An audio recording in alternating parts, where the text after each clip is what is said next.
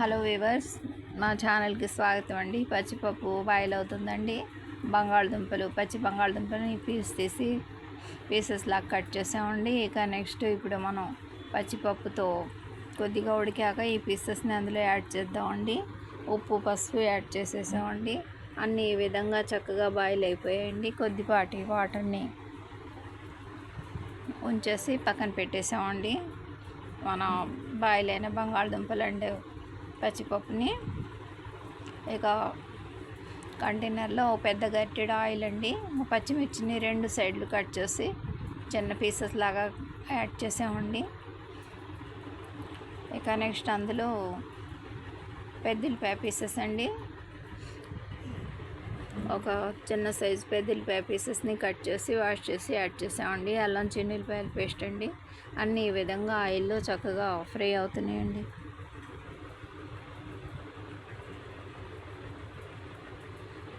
ఓ 2 నిమిషాల పాటు medium flame మీద ఇలాగే ఫ్రై అవనిద్దామండి.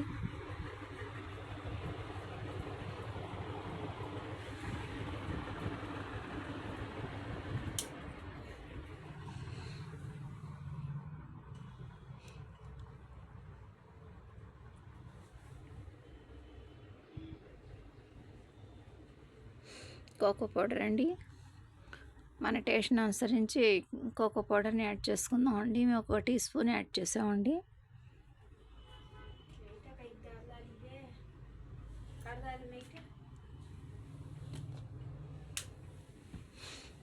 బంగాళదుంపలు, పచ్చిపప్పు బాయిల్ అయినవి పక్కన పెట్టేసాం కదండి.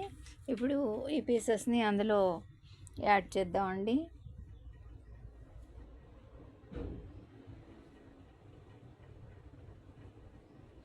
రెడ్ చిల్లీ పౌడర్ కూడా యాడ్ చేసేసామండి. చూస్తున్నారు కదా.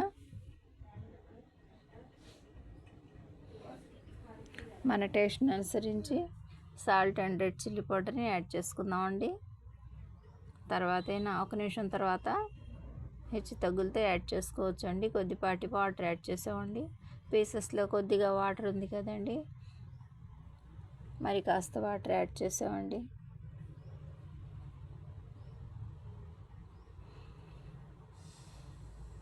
వెరీ సింపుల్ ప్రాసెస్తో ఇప్పుడు మనం ఆలు అండ్ చనా దాల్ కర్రీని రెడీ చేస్తున్నామండి.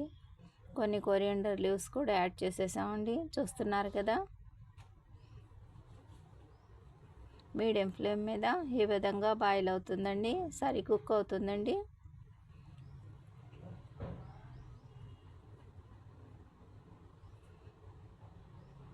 రెడ్ చిల్లీ పౌడర్ కొద్దిగా తక్కువ అనిపిస్తే మళ్ళీ యాడ్ చేసామండి.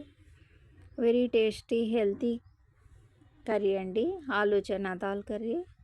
వెరీ సింపుల్ ప్రాసెస్తో మనం కుక్ చేసుకోవచ్చండి. బై అండి.